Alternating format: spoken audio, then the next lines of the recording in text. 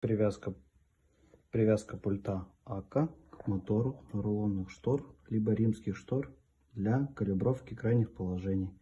Для этого нам нужно нажать на 2 секунды кнопочку сервисную 501-502. Пустили. Нажали на кнопку здесь. Услышали писк. И еще раз писк.